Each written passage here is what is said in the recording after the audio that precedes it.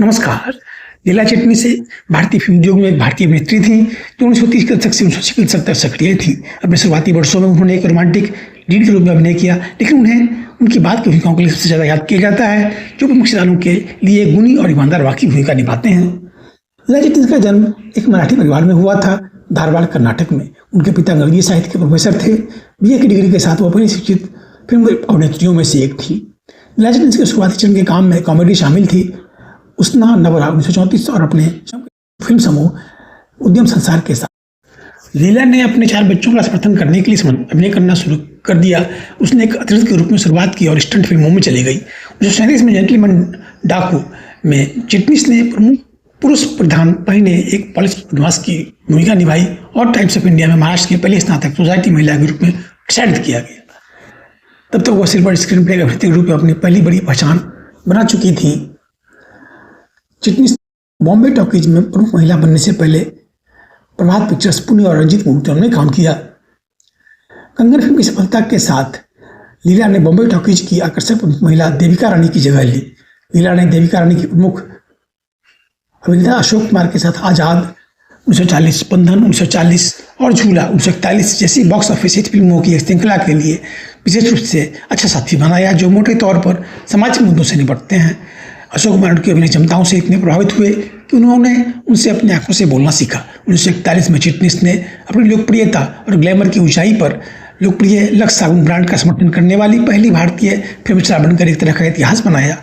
एक रियायत तब केवल शीर्ष हॉलीवुड नायिकाओं को दी गई थी। 1940 के दशक के मध्य तक उनका करियर ढलान पर चला गया, क्योंकि नई प्रमुख महिलाएं आई। लीला ने वास्तविकता को स्वीकार किया और 1948 में शहीद में अपने करियर के अगले और शायद सबसे प्रसिद्ध चरण में प्रवेश किया।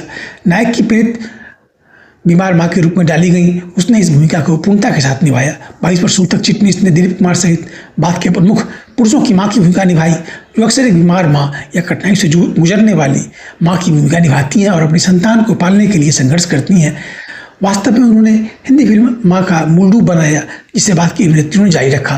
लीला के मातृ इतिहास को आवारा 1951, गंगा जमुना 1961 और 1965 में R.K. नारायणन द्वारा इसी नाम के पुरस्कार विजेता उपन्यास पर आधारित भगोड़ा सफलता गाइड जैसी फिल्मों की एक श्रृंखला में चित्रित किया गया था और 1970 के दशक में व्यस्त थी।